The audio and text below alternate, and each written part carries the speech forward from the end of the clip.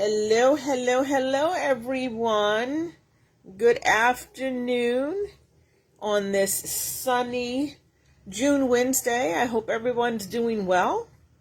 This is Leslie Pope, Senior Designer at TheBeadSmith, and I'm so excited to bring you another Facebook Live project. This one is called Tila Ovals Bracelet, and I hope everyone enjoys it. I hit my trifecta, which is it's fast, it's a component piece, and it's a stash buster, all rolled up into one project. Woohoo! So, the stash buster part comes in because you don't need a lot of beads. You have Tilas, half Tilas, super duos, and a few 11s and some 15s, and I'm using the Voracati Gem Duo symbol in, which gives you this nice little hoop for you to attach your jump rings to, and that's always so much fun. And as you see, here's my little components right here. And of course, you can make as many or few as you like. Team Leslie is partial to the partially finished bracelet ends because it takes a little bit of the need for measuring things exactly, especially if you're making something from somebody else. So we stick them in wherever we can. We really like them. And as always, the tutorial is now up on the Beadsmith I Love Beads page, probably under categories of Tilas, super duos, and symbol endings. So let's see. Ooh, 22 people. Alrighty. The only other things you'll need is 6-pound fire line, size 11 needle. I have my little fire line snips, and to attach my jump rings, I'm going to be using the microfine pliers. I love them. They fit right into my hand. Very aerodynamic. Fun. They're small enough to travel with, which is always good. And to show you how fast it is, the pattern is literally 3 pages, and probably not really 3 pages. So you have your front page, some instruction, and then the page of illustrations. And as you see, 4 steps and you have a bracelet. And the last page that I didn't print out has the different colorways that I used. I just didn't want to waste the ink. So I have double checked that all my holes are open in my 2-hole beads, because we always need to do that so you don't get halfway around your project and you have a blocked hole. So normally when I do something that's a circle or an oval, I have you tie a knot. But what I found is that when I did that, the oval cupped. So this time I'm suggesting that you put a stop bead on in your center, and then you can go back in and take your stop bead off and weave your thread in. So the first pass is a super duo, a Tila, a half Tila, another whole Tila, half Tila, whole Tila. So that's one side of your component, right? So then we're going to pick up another super duo, Tila, half Tila, woohoo, come on, Tila, half Tila, and a full Tila. And you're going to sew through all your beads again. Don't worry that they're kind of wonky at the moment. There we go. And just make sure you don't skip any beads. If you pull it snug and your beads aren't laying correctly, it's probably a good bet that you missed sewing through a bead. Okay. And we're going to sew through the first gem duo that we added. And then we're going to change direction by sewing through the open hole of the super duo. And if I lay this down, you can see that my oval is already starting. And then we're going to do our second pass. So we're going to pick up a super duo and an 11 and sew through. Oh, I'm getting a really bad shadow. Sew through the Tila, and then as we're going around, we're just going to add 15s between the Tilas and the half Tilas. I'm going to try to keep my hand out of the way to keep the shadow out of the way. And if anybody can hear all this horrible construction noise, I apologize. They are putting a 9-story apartment building directly across from me, across the street. So for 2 years, I'm going to have the fun of listening to lots of construction noise. Okay, so that's one side of the bracelet. We're going to pick up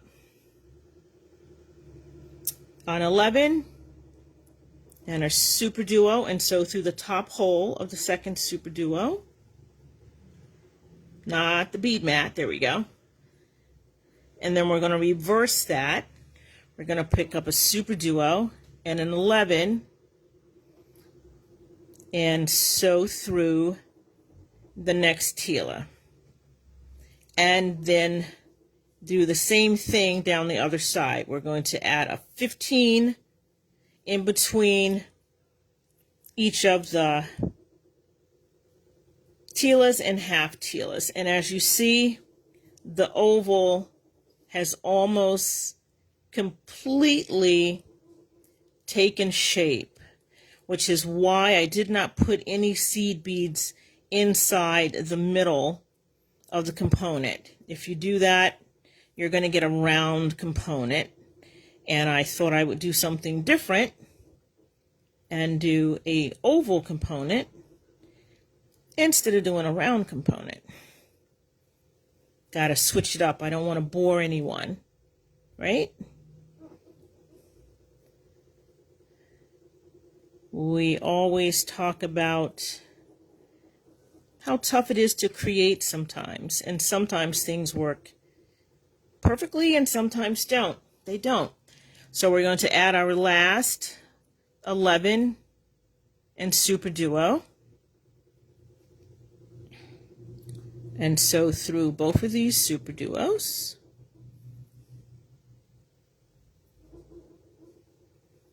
To get to the other side of the component. There is your oval. And to get a little extra thread security in order to get around to go up to your next row, I just say sew through all the beads that you just added in this round, and you're going to end up on the other side, and you're only going to exit the 11. Come on, there we go. There we go. And so to do the step up for this side, you're going to pick up 2 11s and sew through the open hole of the super duo. You're going to add a super duo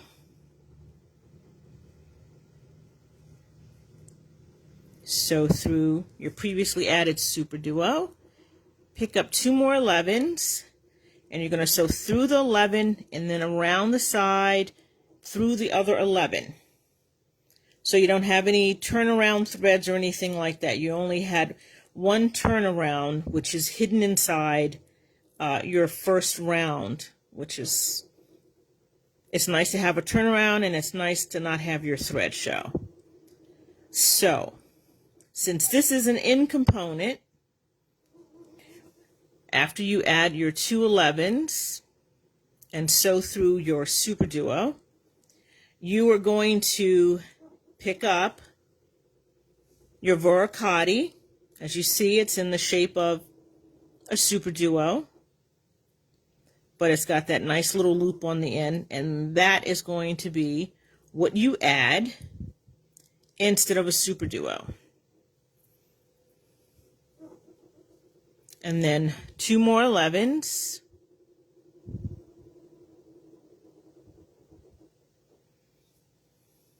Oh, just stuck myself. And sew through your last 11 there.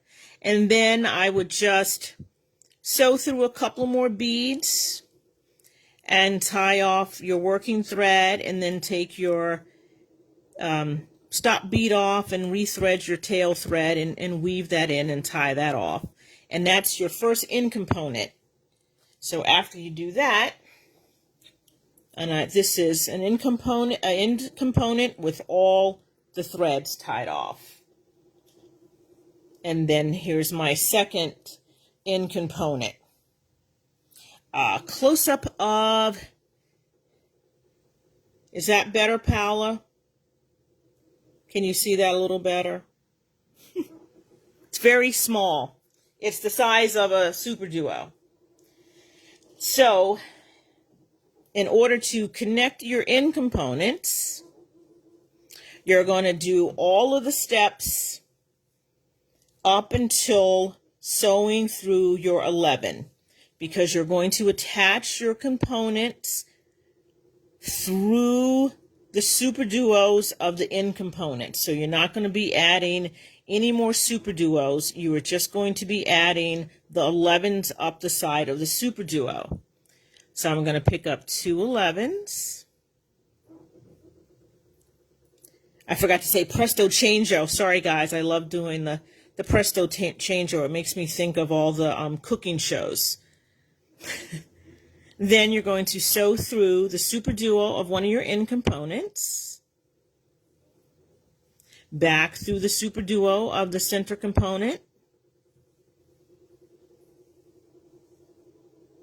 All right. Pick up 2 more 11s, sew through the 11 on the center component and around the side. Get that little extra thread reinforcement. I always tell people, when you're making a beaded project, the least expensive thing you'll be using is thread. So don't be afraid to use a lot of it, because who wants to make something and go and wear it and then have it like fall apart on you? Okay, so now we're at the other side of the center component. So 2 more 11s. Up through that super duo, and then we're going to line up the other end component and sew through that super duo and the second super duo on the middle component, and voila, 2 more 11s and through that 11. And that is basically your bracelet. So I would sew through all of the beads again, all of the components again, just to get that second thread passed through there. And then I would tie off my, my thread. And that's the bracelet. And the next thing you would do is you will attach your partially finished bracelet in to each of the Varakudi loops, and you have a bracelet. And as we say, see, this is how adjustable this is. And you slide it on, and you grab it, and you pull it. You can have it as loose or as tight as you want.